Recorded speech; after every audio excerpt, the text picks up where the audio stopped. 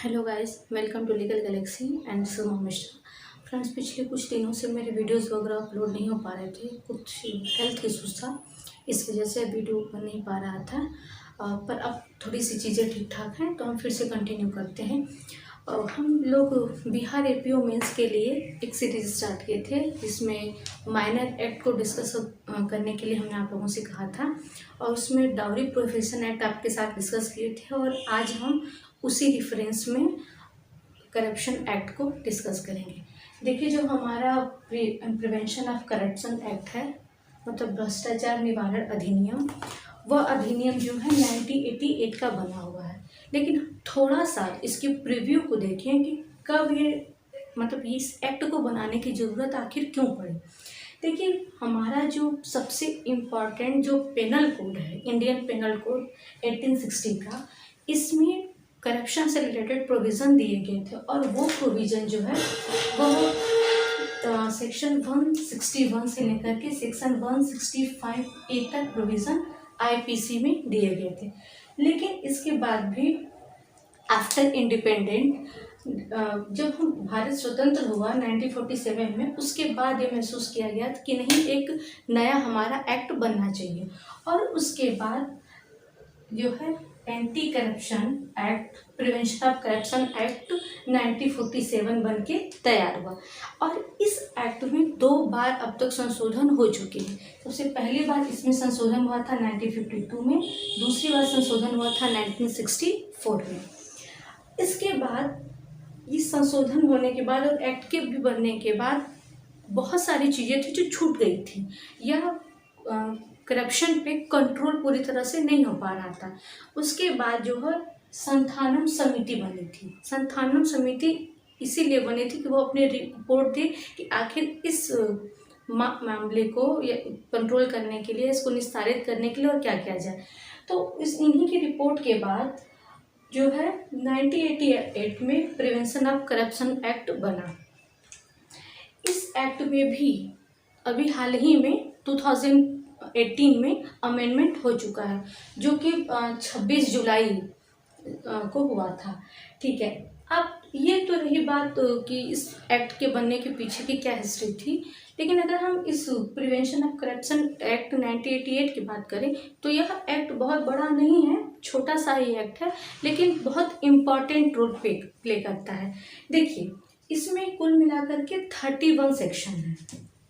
ठीक है, इसमें कुल जो है 31 सेक्शन है, और इस 31 सेक्शन को 5 चैप्टर में डिवाइड किया गया है। इसमें सबसे पहला चैप्टर जो है वह प्रीलिमिनरी की बात करता है, और इस चैप्टर में केवल 2 सेक्शन को रखा गया है, सेक्शन 1 और सेक्शन 2। सेक्शन 1 जो है इसके विस्तार क्षेत्र को बताता है, नाम को बताता है, और सेक्शन 2 में कुछ डिफिनेशन दी गई है। और उसके बाद जो इसका चैप्टर 2 है, चैप्टर 2 अपॉइंटमेंट ऑफ स्पेशल जजेस की बात करता है। देखिए, हर एक्ट में जो है जज के अपॉइंटमेंट के लिए अलग अलग प्रोविज़न नहीं है, लेकिन कुछ जो स्पेशल एक्ट है उसमें जज के अपॉइंटमेंट के लिए भी अलग प्रोविज़न दिए गए हैं। इसमें देखिए, जैसे आप प्रैक्टिशनर हैं तो आप कोर्ट वगैरह में जाते होंगे, तो वहाँ पे एंटी करप्शन एक अलग कोर्ट बनती है।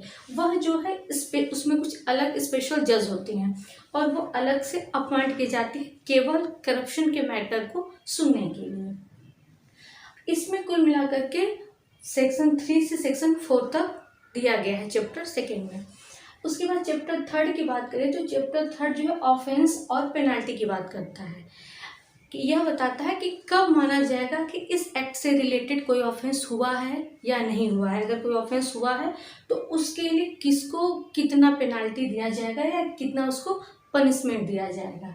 और इससे रिलेटेड जो प्रोविजन है वो सेक्शन 7 से लेकर के सेक्शन 60 तक दिया हुआ है। ठीक, अब चैप्टर 4 की बात करें, तो चैप्टर 4 जो है वो इन्वेस्टिगेशन की बात करता है, कि जब कोई ऑफेंस करप्शन एक्ट के तहत किया गया है तो उसका इन्वेस्टिगेशन कैसे होगा, कौन करेगा।